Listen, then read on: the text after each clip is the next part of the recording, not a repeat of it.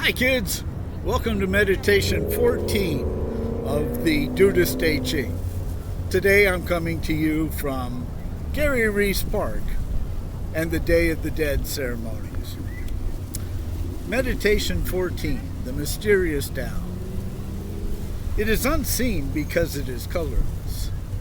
It is unheard because it is silent.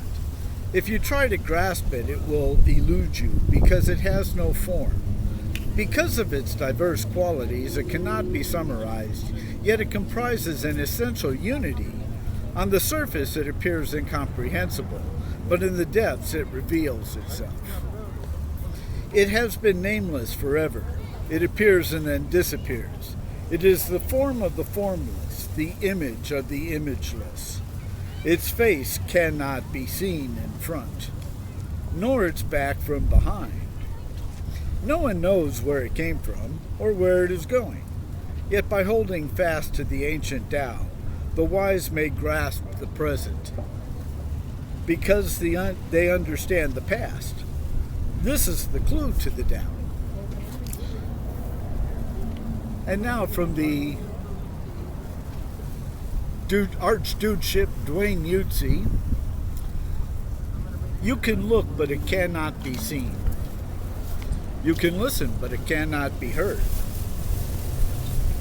You can grasp, but it cannot be touched. When something is incapable of being sensed or categorized or measured in this way, it is because it is not a thing.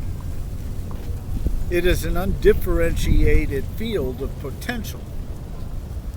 It is neither light nor dark, high nor low, up nor down. Rather, its process prefigures the very division of opposites, and thus it is impossible to define. It emerges only to vanish again and again. We might consider it a formula for the unformed, an illustration of the undefined, an outline of ambiguity. Don't try to examine it directly. You won't make heads nor tails of it. Rather, practice abiding the path of the Tao in here and now. In doing this, you will share in its momentum, an unimpeded unfolding, which started back at the beginning of all things. And now, from the Dudeist version, Outlook. The Dudeist Outlook. It really is an outlook. You can look, but it can't be seen. It is a worthy fucking adversary. You can listen, but it can't be heard. It is a stonewalling little brat. You can grasp, but it can't be touched. It floats away like a magic carpet. There is no bottom, no proper nomenclature. All these ins and outs make it a very complicated case.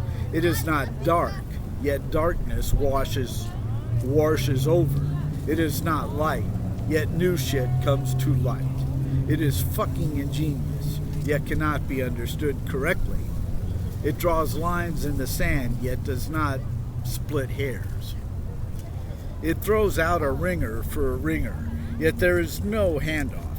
It has its story, you have yours, yet both are ludicrous. Don't live in the past. Worry about what day it is, nor hope to make it to the finals. In this way, the dude abides, as dudeness has always abided. And now some notes about what all that means. Trying to understand the understandable may be perceived as a fool's errand, but it's still a valuable exercise. The Indian mystical tradition has a technique to help facilitate this.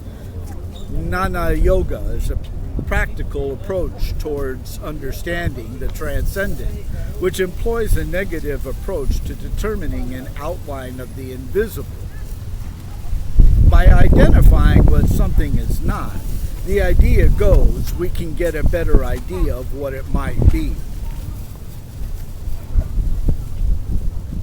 Once we start to see the world in terms of unformed potential rather than hard actuality, we can start to get a better sense of how to operate effectively within it. Though cats are excellent at seizing opportunities, they do spend the lion's share of their time relaxing. Though as sentient beings, we are vehicles for Tao. Tao can only be channeled if those channels are clear and free from static. This is dramatically illustrated near the end of the movie. With his mind and body relaxed and empty, the dude finally sees the light and answers the riddle of the missing money. Just before that, he admits, "I've been adhering to a strict drug regimen to keep my mind limber." Then, when it hits him, he exclaims, "My thinking about this case has become very uptight." The dude now sees how misled he was by his own prejudicial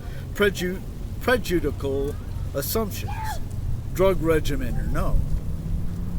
Though we live in a world where decisive and diligent people are normally thought of as superior to the dilettantes and dreamers, the dude and the Tao gives us a reason to instead revere those who ramble and blather, lounge and languish as they roll their way through life, as I'm doing now.